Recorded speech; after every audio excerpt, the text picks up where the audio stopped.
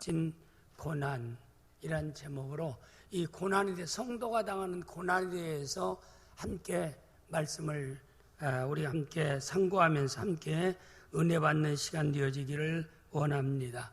오늘의 주인공은 믿음을 따라 살았던, 모든 사람에게 꼭 필요한 삶으로 살았던 다윗.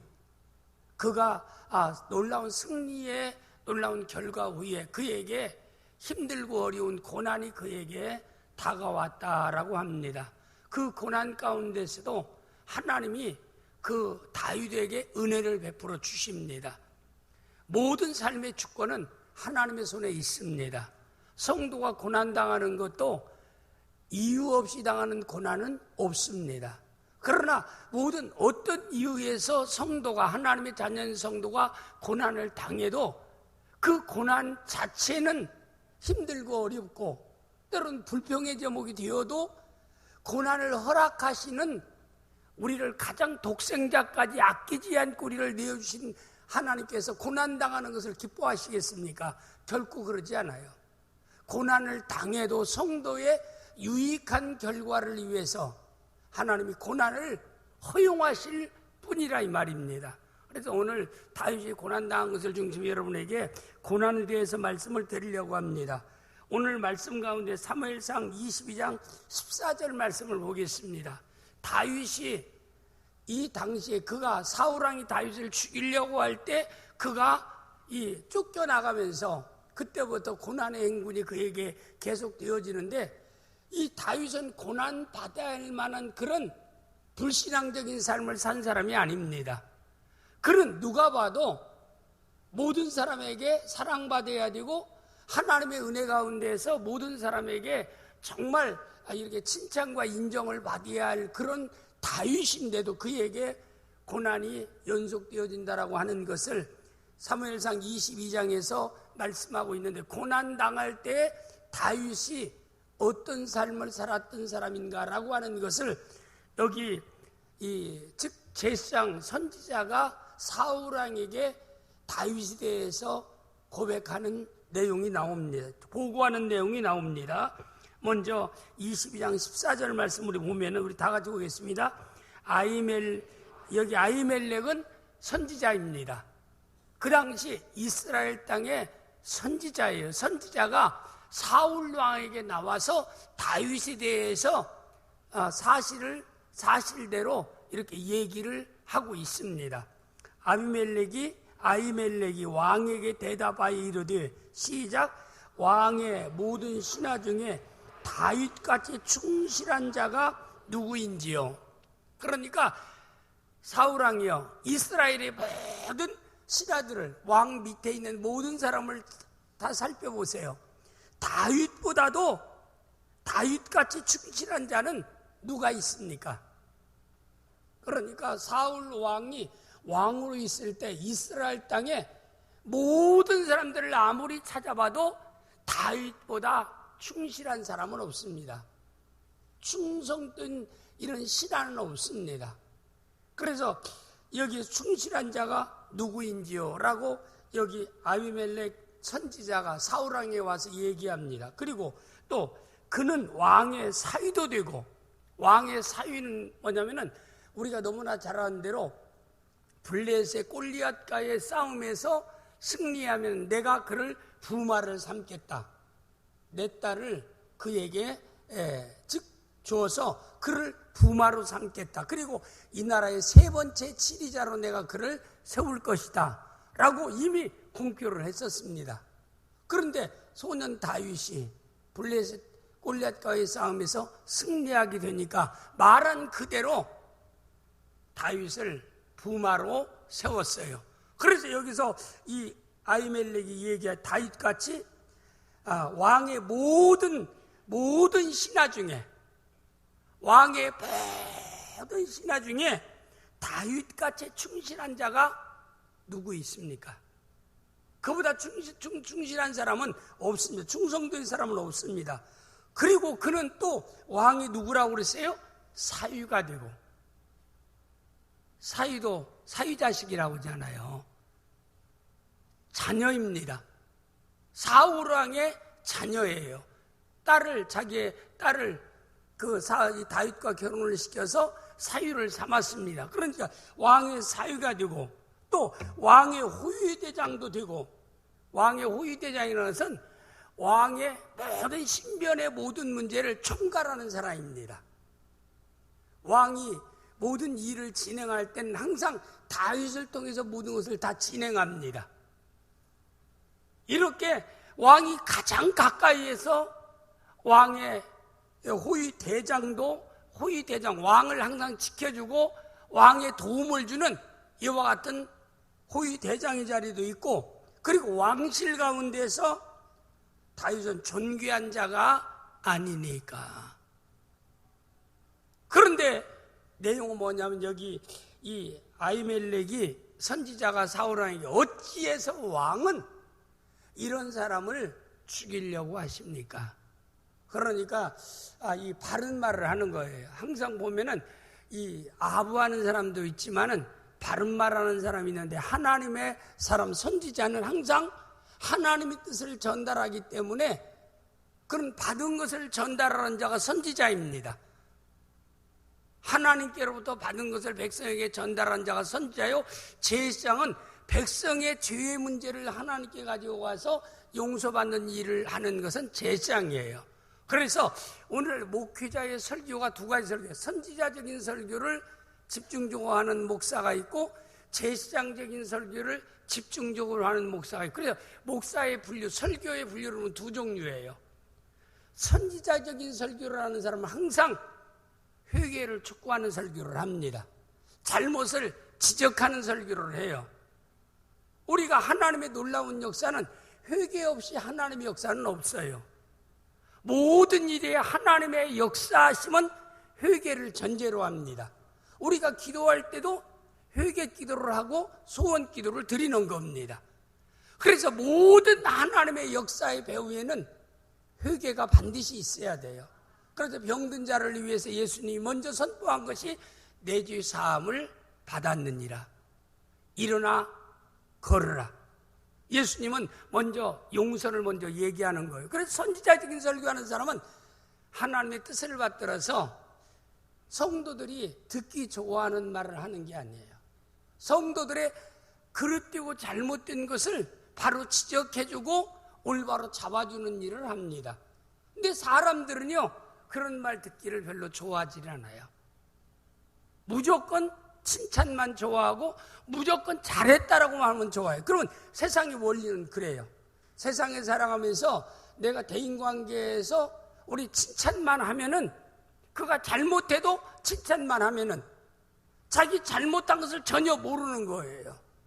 그렇기 때문에 여기서 하나님의 선지자는 세상 사람과는 다르지 않아요. 하나님의 뜻을 받아서 전달하는 자이기 때문에 잘못된 것을 지적하고 잘못된 것을 회개하고 하나님의 복을 받을 수 있는 그릇을 준비할 수 있도록 하는 것이 선지자적인 설교입니다. 근데 한국 교회가 초창기에는 목사님들이요, 선지자적인 설교를 많이 했어요. 거의 다 보면. 그러니까 많은 사람들이 선지자, 저도 어렸을 때 중학교 3학년 때부터 예수 믿었는데요, 예수 믿을 때 제가 가만히 생각해도 세상에 뭐 그렇게 중3짜리가 지금같이 뭐 그렇게 영악할 때도 아니고, 뭐 그 당시 제가 생각할 때도 세상적으로 대인관계에서 뭐 잘못을 저질러야 저질릴 것도 없는 것 같아요. 그 당시는 순수했기 때문에 뭐 세상의 유혹에 빠질 수 있는 그런 여건이 없었기 때문에 별로 회개거리도 없는 것 같은데도, 그래도 항상 교회에 가면은 눈물 흘리면서 회개하는 거예요. 가장 많이 부르는 찬송이 먹보다도 더 검은 죄로움을 든 이 마음. 뭐가 그렇게 먹보다도 더고 죄로움을 든 이 마음인지 몰라도요, 항상 그런 찬송을 부르면서 하나님께 주여, 오늘 또 이 죄인 중에 교수와 같은 자가, 이 어린 게 뭐가 그렇게 죄인 중에 교수예요. 또 이렇게 하나님께 나와서 회개합니다. 용서하세요. 근데 저뿐만 아니라 초창기의 성도들은 다 모이면 눈물로 하나님께 기도했어요. 그 기도가 회개의 기도를 많이 했다 이 말입니다. 그런데 한국의 오늘날 성도들은 좀 등 따스고 배불러서 그런지는 몰랐는데 평안해서 그런지는 몰라도요.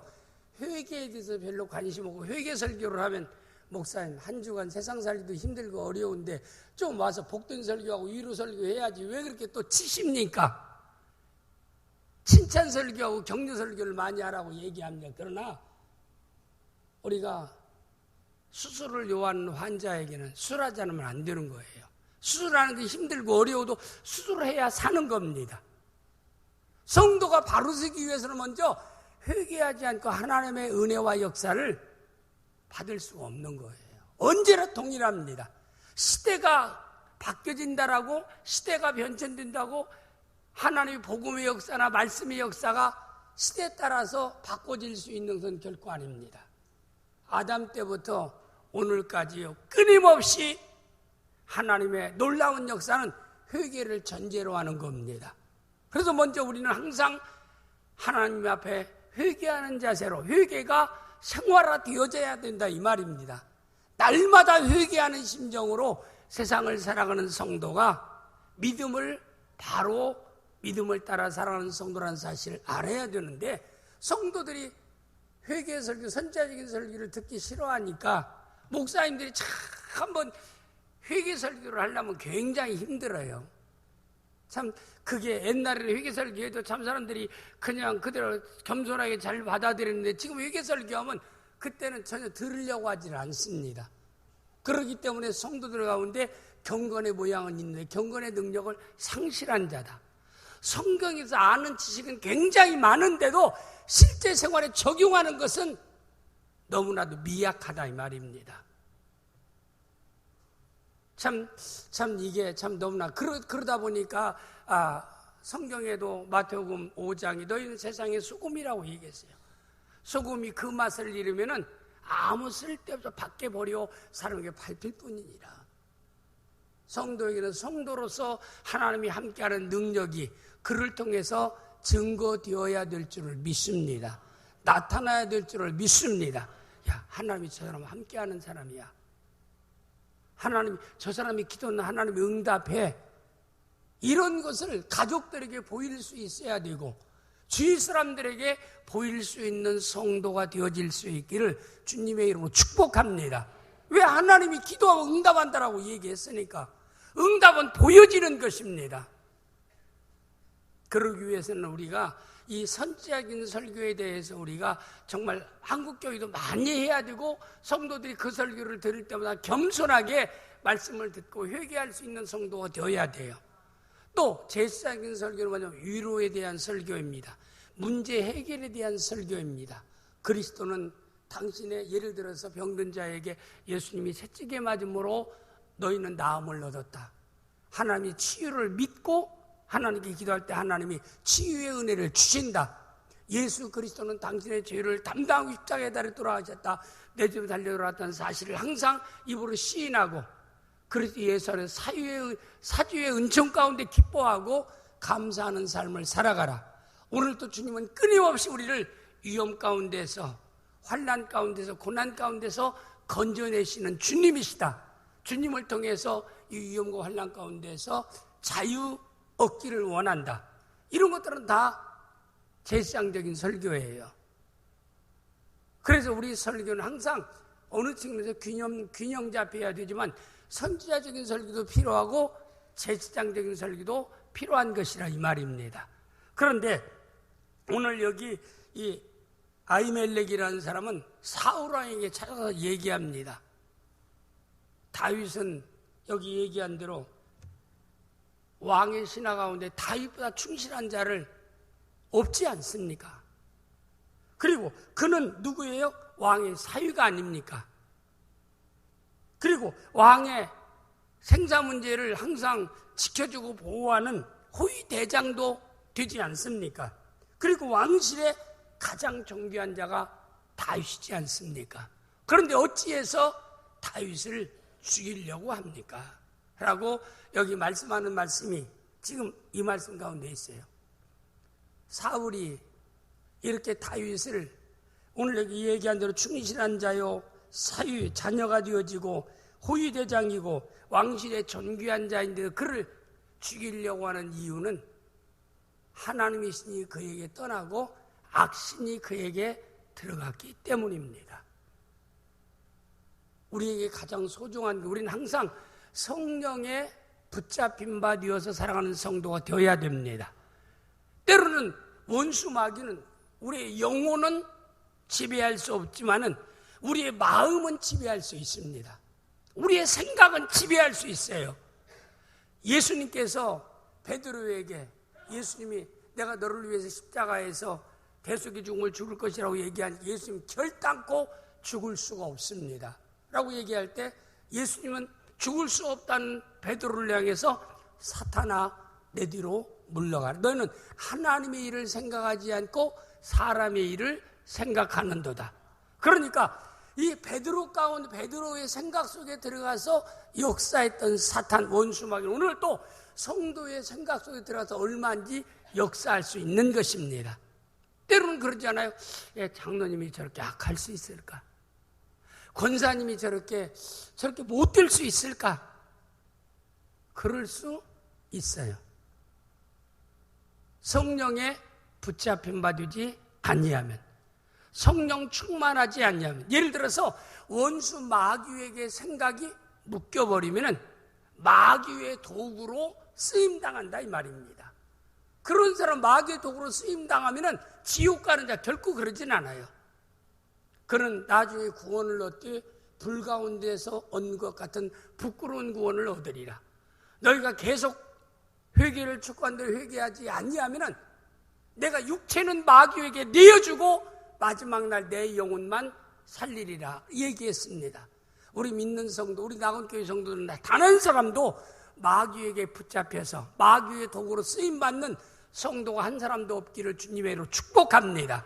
항상 우리 들려오는 소식이나 그리고 바라보는 환경 통해서도 이건 성령께서 나에게 하나님의 뜻을 이루기 위해서 나에게 보여지는 것이다, 들려오는 것이라고 분별할 수 있는 이런 지혜로운 성도가 되어야 될 줄을 믿습니다.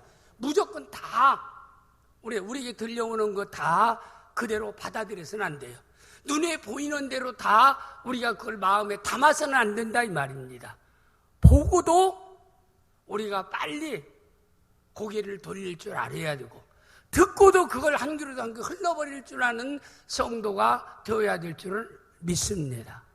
우리가 잔도 다윗이 우리아의 아내 밧세바를 볼 때도 밧세바가 외형적으로 어느 정도 매력이 있었기 때문에 다윗 왕을 마음을 잡을 수 있었던 건데, 외적인 여자로서 어떤 그 다윗 왕을 현혹시킬 만한 외적인 조건이 있었기 때문에 그러리라고 생각되어집니다. 왕위 자리에 있는 사람이 자기의 신하의 장군의 아내를 탐할 정도라면 그만큼 외적인 어떤 사람들이 다윗이 욕심낼 만한 그런 조건에 있는 여인이에요. 그래도 그걸 설령 보았다 할지라도 저건 내가 잊어야 된다라고 눈 감아버리고 고개를 돌려야 된다 이 말입니다. 근데 그걸 마음에 담아버리니까 2차 행동을 하지 않아요. 다윗이 해서는 안 될 행동을 하지 않아요. 그 남편 우리아를 죽이고요. 결국에는 그가 하나님 말씀에 불순종해서 불의와 타협하고 난 뒤에 그걸 또 아는 건 너하고 나하고 두 사람밖에 없다. 그런데 증거가 임신의 증거가 나타나니까 이거는 빼도 박도 할 수 없거든요. 왜 남편은 지금 우리아 장군은 지금 전쟁에 나서 싸우고 있는데 아내가 가정생활도 하지 않는 아내가 아이를 가졌다. 이건 변명할 여지가 없는 거예요. 증거가 나타나. 이건 완전 범죄를 위해서 다윗이 또 꾸며낸 게 2차 범죄를 해요. 우리아 장군을 오라고 하리라. 다윗 같은 사람이 그렇게 생각한다는 거 여러분 생각해보세요. 여러분과 저는 얼마든지 넘어질 수 있는 사람입니다. 얼마든지 마귀의 도구가 될 수 있는 사람이라 이 말입니다. 하나님의 은혜가 아니고. 그래서 근신하고 깨어라라고 말씀하고 있는 겁니다. 우리는 항상 기도로 깨어있는 성도가 되어지고 말씀으로 깨어있는 성도가 되어야 될 줄 믿습니다. 다윗과 같은 사람이에요. 다윗은 어떤 사람이에요? 그러니까 그가 결국에는 우리아 장군을 오게 해서 특별 휴가를 줘서 그를 오게 합니다. 그리고 부인과 함께 이렇게 가정의 생활하게 하는데 그대로 그냥 특별 휴가 집에서 이렇게 있다가 그냥 오랜만에 만나서 서로 사랑하고 그냥 갔으면은 그 안 죽을지도 몰라요. 그런데 어떻게 돼요? 오자마자 궁궐에서 집에 공적인 막사에서, 장군의 막사에서 가지를 않고 있습니다. 다윗 왕이 야 니네 집에 가서 네 아내와 함께 이렇게 휴가하다가 그래 들어가라고 얘기하는데도 왕이요, 우리 군사들은 나라를 위해서 목숨 걸고 지금 싸우고 있는 내가 집 안에 들어갈 수 없습니다. 내가 이 장군의 자리에서 나라를 위해서 기도하면서 여기에서 휴가 기간을 보내다가 내가 다시 귀리하겠습니다. 그 왕이 이거 도저히 이거 안 되겠다 생각이 해서 거기 있는 총사령관에게 얘기해서 우리야 장군을 최전방에 집어넣었다가 긴급으로 넣다가 그를 빼고 적군에 사살될 수 있도록 그렇게 하라면서 비밀 지령을. 이거 다윗이 할 짓이 아니잖아요. 이거 왜 성경에 이런 걸 기록하고 있습니까? 이건 여러분과 제 거울로 보여주는 거. 우리도 그렇게 될 수 있다 이 말입니다. 환경과 조건만 다를 뿐이지 그렇지 않아요? 그럴 수 있는 겁니다. 그러니까 결국에는 다윗은 우리야 장을 죽게 만듭니다. 우리야 장이 죽었다. 그리고 우리야 장의 아내는 홀로 됐다. 홀로 된 사람에 대해서는 왕이 오늘날 후궁으로 합법적으로 받아들일 수 있는 겁니다. 그래서 합법적으로 받아들였어요. 이제는 누가 지지하고 말할 사람이 없어요. 그러나 하나님 보실 때는 그거 완전 범죄라 이 말입니다. 그러니까 나단을 통해서 그의 죄를 드러나게 하지 않아요. 사람의 눈은 피할 수 있고 가릴 수 있습니다. 속일 수도 있어요. 그러나 하나님의 눈은 피할 수도 없고 가릴 수도 없고 속일 수도 없다는 사실을 마음에 담기를 바랍니다. 그건 어제나 우리의 영원토록 동일합니다. 저는 이 내용을 볼 때도 사울 왕도 하나님의 신이 임했을 때는 그게 충성된 사람이었어요. 겸손한 사람이었어요. 하인의 말까지도 귀담아 듣고 그들의 말을 존중하고 바로 따를 수 있던 사람이었는데 왕이 되어서 왕권을 갖게 되니까 참 성경 어디를 봐도요 이렇게 불신앙의 길을 걸어가는 원인은 거의 다 성공했을 때입니다. 승리했을 때예요. 잘 나갈 때입니다. 힘들고 어려울 때 죄악등에 빠지는 사람이 거의 없어요. 거의 다 보면은 누구나 솔로몬도 그랬고 다윗도 그랬고 성경이 누구나 보면 다 마찬가지입니다. 우리 한국 교회가 경제적으로 사회적으로 좀 평안하고 또 하나님께서 넉넉함을 주신 이때에 우리가 더욱더 근신하고 깨어서 믿음을 따라 살아가는 지혜로운 성도가 되어질 수 있기를 주님의 이름으로 축복합니다. 주님의 이름으로 축복합니다. 그래서 우리가 이렇게 사울에게도 하나님이 떠나고 악신이 들어간지라. 사무엘하 19장 9절에 보면 악령이 사울에게 접하였으므로 라고 얘기했어요. 그 마음이 불안한 마음이 생기고 그리고 사람에 대해서 그 미워하는 마음이 증오하는 마음이 생기고 그리고 자기 뜻에 맞지 않는 사람은 제거하려고 하는 그런 마음이 생겨서 마귀가 좋아하는 일만 했더라 이 말입니다. 그래서 이것을 바로 얘기했던 사람이 누구냐면 오늘 나온 아히멜렉이라는 선지자가 왕에게 와서 왕이요 다윗이 어떤 사람입니까? 신하 중에 가장 충실한 사람이요 그런 왕의 사이요 왕의 호위대장도 되고 왕실의 존귀한 자인데 어찌해서 왕은 다윗을 죽이려고 합니까? 지금 사울왕이 죽이려고 하니까 다윗이 사울을 피해서 그가 이방 땅으로 도망갑니다. 그가 이방 땅으로 도망갔을 때에 이때에 사무엘상 22장 1절에서 2절 말씀 내용에 보면 그러므로 다시 그곳을 떠나 그가 도망함에 이건 뭐냐면은 사울왕이 죽이려고 하기 때문에 다윗이 도망갔더라 이 말입니다. 다윗은 승리자입니다. 골리앗과의 싸움에서 승리했고 블레셋과의 전투에서 승리했고 그래서 모든 백성이 다윗을 일컬어 사울이 죽인 자는 천천히요 다윗이 죽인 자는 만만이라. 이런 승리한 후에 승리를 통해서 영광이 그에게 따라야 되는데 도리어 승리한 것 때문에 백성들이 그를 환호하는 것 때문에 결국에 사울왕의 미움을 받아서 사울왕이 그를 죽이려고 하기 때문에 그가 도망치면서 그에게 고난이 계속되었던 것을 볼 수 있습니다. 성도의 고난은 크게 두 가지입니다.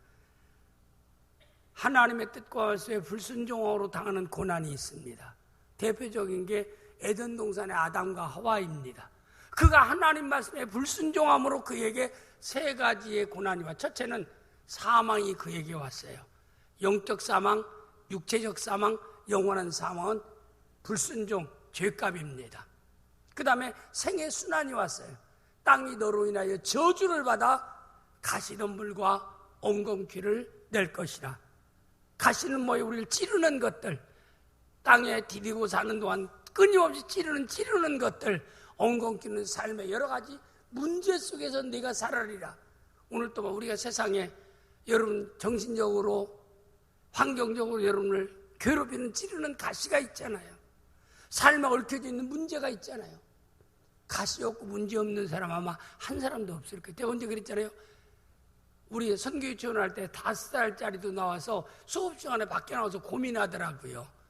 뭐가 그렇게 고민이 되냐고 그러니까 목사님, 제가 가니까 원장님 제가 속상해서 나왔다. 네가 뭐가 그렇게 속상해서 수업도 않고 나왔냐니까 반별로 이렇게 남학생이 와서 이렇게 짜게 하는데 좋아하는 여자가 저만 좋아하는 줄 알았더니 또 딴 애를 그렇게 자기는 이렇게 별로 안 좋아하고 딴 애를 좋아해서 속상해서 수업도 않고 나왔다는 거예요. 우리가 볼 때는 어린아이 일이기 때문에 웃을 일이지만 그에게는 중대한 일이에요. 5살짜리에도 고민스러운 일이 있더라고요.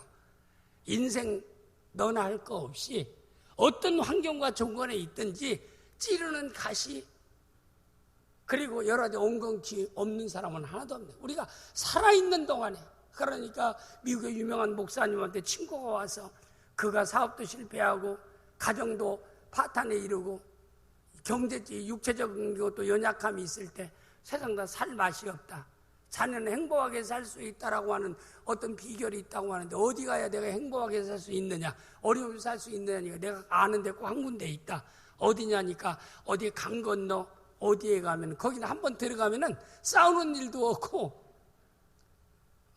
근심 걱정하는 사람들도 하나도 없고 세상에 조용하게 살더라. 공동묘지에 들어가 그 한 건은 공동묘지를 얘기하는 겁니다. 살아있는 사람에게 누구에게나 문제가 따르는 것이다. 문제 속에 살아가는 것이다. 수고하고 무거운 짐진 자다 내가 너희를 쉬게 하리라고 말씀하신 말씀의 내용은 네가 나를 따르면 내가 문제 당하지 않게 하리라 그런 말이 아니에요. 예수 믿는 성도는 하나님이 지혜가 되시고 능력이 되셔서 나에게 주어진 삶의 문제를 감당할 수 있는 능력을 하나님이 여러분과 저에게 은혜로 주시는 줄을 믿습니다. 이게 믿음을 따라 살아가는 성도라 이 말입니다. 어린애들이 큰 대학생들이 가방을 메고 다니면 힘든 일이지만 대학생들 대학생 가방 메고 다니는 게 힘든 일이 아니에요. 예수 없이 살아갈 때는 나에게 유치원 아이들이 대학교에 그 가방을 메는 것처럼 힘든 일이었는데 예수 믿고 나서 믿음을 따라 살다 보니까 나에게 그렇게 무거웠던 짐들이 무겁게 느껴지지 않게 되고 그리고 감당할 수 있는 은혜를 하나님이 주시더라. 믿음을 따라 살아가는 성도들의 간증인 것입니다.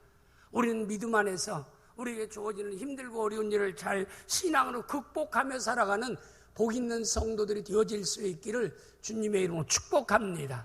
그래서 아담과 하와가 결국에는 삶의 불순종을 통해서 순환이 오고 그 다음에 모든 화평이 깨어져서 하나님과의 화평이 깨어지고 인간과의 화평도 깨어지고 자연과 인간과의 관계도 깨어졌어요. 인간은 다 이 자연도 인간에게 유익만 줬어요.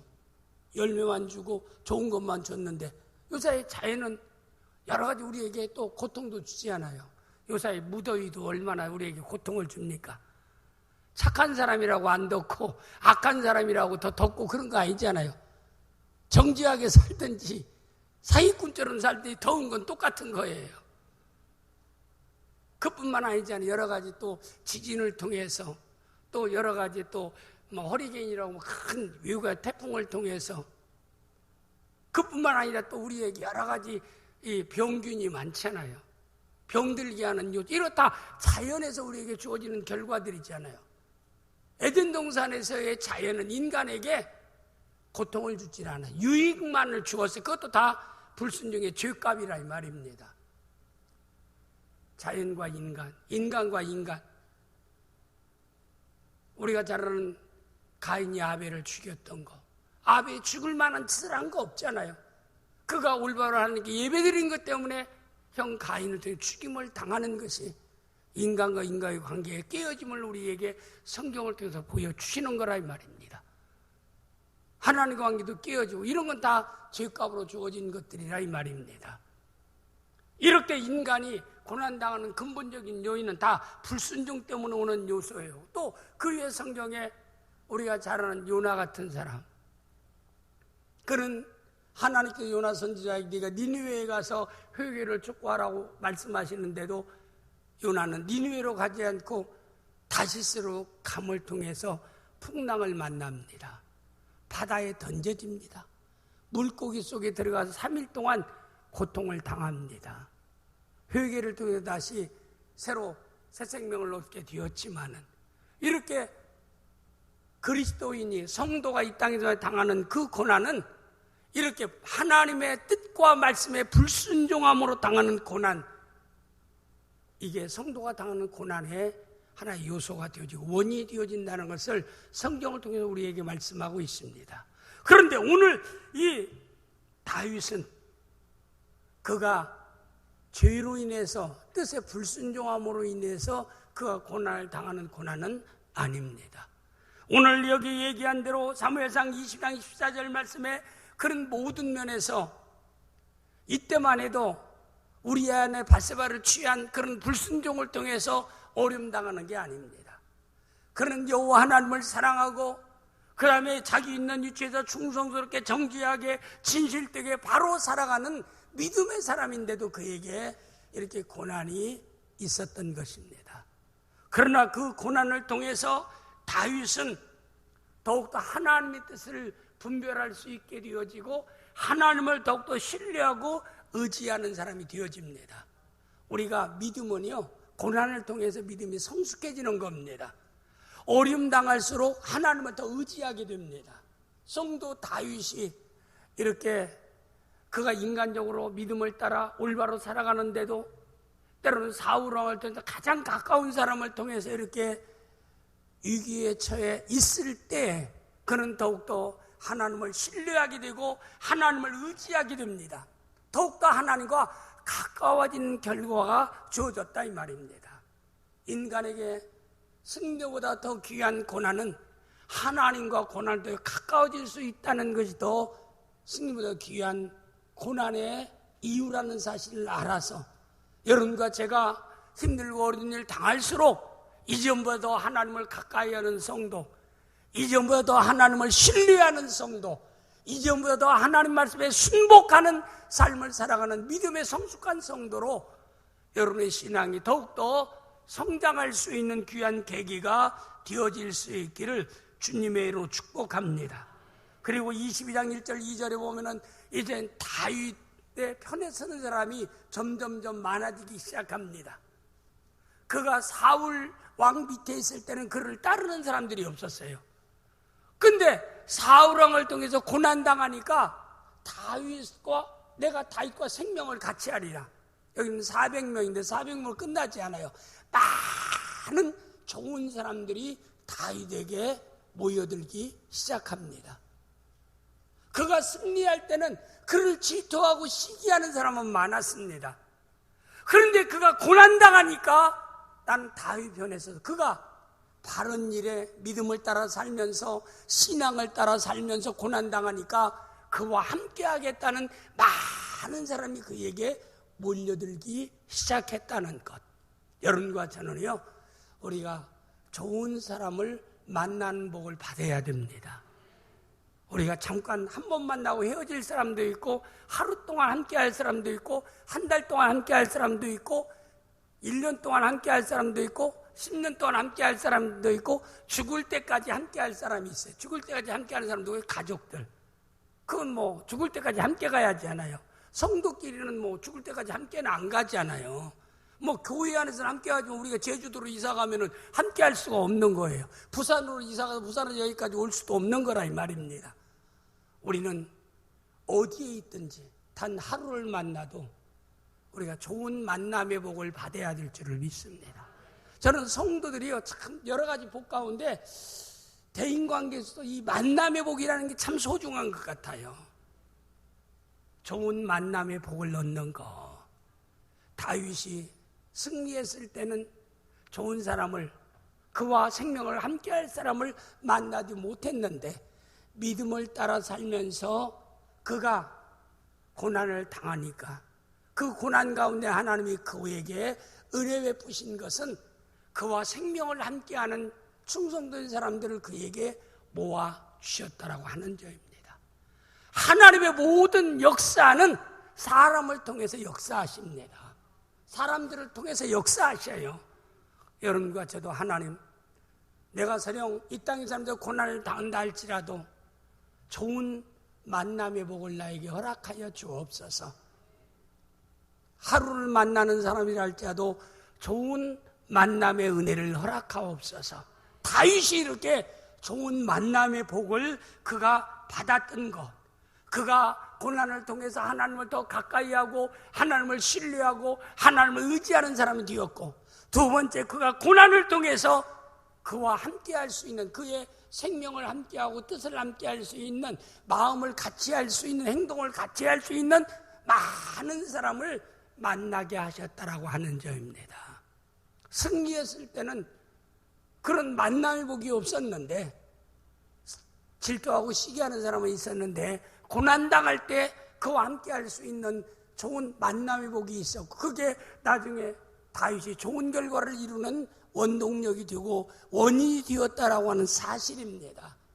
여러분과 저도 이 땅에서 고난을 당한다 할지라도 하나님이 만남의 복을, 하나님 주시는 만남의 복을 받기를 주님의 이름으로 축복합니다. 그 다음에 세 번째는 선지자가 그에게 찾아와서 하나님 뜻을 전달해 주기 시작합니다. 여기 사무엘상 20장 18절에 보면은 사울왕은 하나님의 선지자와 제사장들을 죽입니다. 제거합니다. 그러니까 하나님의 선지자와 제사장들이 다 사울을 떠나버리는 거예요. 고난당하는 다윗에게 하나님 뜻을 전달하는 선지자들을 하나님이 보내신 것입니다. 선지자가 다윗에게 왔다는 것은 하나님이 그를 찾아왔다라고 하는 증거라 이 말입니다. 하나님은 누구를 통해서 역사해요? 하나님의 사람을 통해서 역사하시는 하나님이십니다. 예수님이 그의 제자들을 마태복음 10장 40절 이하에 보면은 예수님이 그 제자들에게 얘기하기를 너희를 영접하는 자는 나를 영접하며 그리고 나 보내신 하나님을 영접하는 것이다. 제자들을 파송하면서 친히 그렇게 말씀하신 것입니다. 오늘 여러분과 저는 항상 하나님의 사람이 나에게 하나님을 전달하기 찾아왔다는 것은 하나님이 내 문제를 해결하기 위해서 찾아오신 것을 말씀하고 있는 것입니다. 우리는 항상 믿음의 사람이 여러분과 함께하는, 믿음의 사람이 하나님께서 여러분에게 보냄을 받아서 하나님을 전달하고 그 하나님을 따라서 그는 순종하는 삶을 살았습니다. 그는 복종하는 삶을 살았습니다. 그가 모압 지역에 지금 그가 도망갔어요. 도망갈 때 가족까지도 사울왕이 다윗을 죽이려고 한다는 얘기를 듣고 그의 가족까지도 피신해서 다윗 있는 곳에 왔어요. 그럴 때 다윗은 모압 지역에 가서 모압 왕에게 얘기합니다.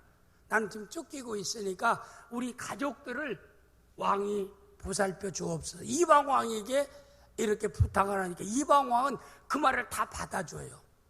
내가 편리할 대로 내가 당신의 가족들을 내가 책임져 주겠다. 그래서 모압 땅에 있게 되니까 하나님의 선지자가 그에게 찾아와서 모압 땅에 있지 말고 유대로 돌아가라. 네가 힘들고 어렵다라고 내가 너를 통해서 역사하고자 하는 유대 땅을 떠나서는 결코 안 된다 이 말입니다. 다시 돌아가라. 그때 얼마든지 내가 그 땅에 돌아오면 사울에게 붙잡혀서 죽습니다. 사울왕이 제거되기 전에는 내가 가지 않겠습니다라고 그렇게 얼마든지 의의를 제기할 수 있는데 그는 그러자 다윗은 선지자가 찾아와서 얘기하니 그대로 그가 모압에서 유대 땅으로 들어가 그 말에 순종했던 것입니다. 우리가 믿음을 따라 사는 일은 내가 믿어지고 이해가 되기 때문에 따르는 것이 아니라 하나님의 말씀이기 때문에 우리는 따를 수 있는, 순종할 수 있는 성도가 되어야 될 줄 믿습니다. 우리가 너무나 잘하는 대로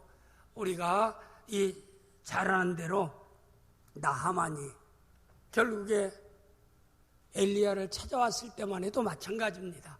그는 얼마든지 그는 자기 생각대로 엘리야가 자기 병을 문둥병을 치료해 주지 않는다고 해서 돌아가려고 할 때 그 밑에 있는 사람이 하나님의 뜻이라고 하면은 어려운 일도 아니니까 그대로 따르면 되지 않습니까? 아니요. 그가 자기 생각을 접고 하나님의 선지자의 말을 따라서 순종할 때 그가 치유받는 귀한 역사가 있었던 것입니다. 우리가 하나님의 말씀은 내가 믿어지기 때문에, 내가 이해되기 때문에 따르는 게 아니에요. 그럼 모든 게 내가 인본주의입니다. 내가 믿어져야 되고 내가 이해돼야 되고 어떻게 하나님 말씀 전체가 믿어지고 이해됩니까? 예수님의 첫 번째 가나 혼인잔치의 역사도 마찬가지예요. 포도주가 떨어져서 포도주 문제 해결을 위해서 지금 예수님께 왔어요. 예수님은 항아리 저 옆에 6개 있는데 물을 길어다 가득 채우라. 하인들은 지금 그래요. 물 길러 온 게 아니라 이 말입니다. 뭐 때문에 왔어요? 포도주 때문에 온 거예요. 그런데 예수님의 어머니는 뭐라고 그랬어요? 하인들에게 예수님이 무슨 말씀을 하든지 너희는 그대로 순종하라. 니네들이 믿어지고 이해되고 그거 생각하지 말고 예수님이 말씀하는 대로만 순종하라. 그러니까 그 어머니의 말을 듣고 나서 포도주 떨어져서 왔나이다 하니까 절 항아리 6개에다 물을 채우라. 예수님 말씀대로 물을 다 채웠습니다. 그럼 포도주 그릇에 너희가 보던 포도주를 가서 담아다가 손님들에게 접대하라. 생각해보세요. 지금 항아리 6개 있는데 저기 가면 포도주가 있으니까 갖다 주라면 순종할 수 있는데 빈 항아리에다 물을 갖다 부은 자가 누구예요? 하인들이에요. 다 부었다고 하니까 그걸 다시 포도주처럼 담아다가 손님들을 접대하라는 겁니다. 믿어지는 일입니까? 아니잖아요. 근데 주님 말씀에 순종하니까 물이 포도주 되는 놀라운 기적의 역사가 있었던 것입니다. 그래서 중요한 것은 하나님 말씀에 순종할 때 하나님 놀라운 역사가 있다라고 하는 것을 우리에게 보여주시는 것입니다. 오늘 여러분과 제가 신앙생활할 때 목사님 말씀이 믿어지기 때문에, 이해되기 때문에, 성경 말씀이 믿어지기 때문에, 이해되기 때문에 우리가 순종하는 것도 있지만은 믿어지지 않고 이해되지 않는다 할지라도 하나님 말씀이기 때문에 순종하는 성도가 되어져서 하나님의 역사를 체험할 수 있는 다윗처럼 그가 믿어져서가 아닙니다. 상식적으로는 지금 그 땅에서 지금 왕이 죽이려고 했더니 도망 나와서 간신히 피했는데 선지자 와서 다시 그 땅으로 들어가라고 얘기합니다. 하나님이 너를 지켜주겠다라고 얘기합니다. 하나님이 너와 함께 해주시겠다라고 얘기합니다. 그 말을 믿고 다시 이 땅으로 다시 돌아갔다라고 하는 것. 그 가운데서 고난을 통해서 하나님 말씀에 대한 순종을 그가 바로 배우게 되었다라고 하는 점입니다. 여러분과 저는 이렇게 고난을 통해서 순종을 배우는 귀한 성도들이 되어질 수 있기를 주님의 이름으로 축복합니다. 기도하겠습니다.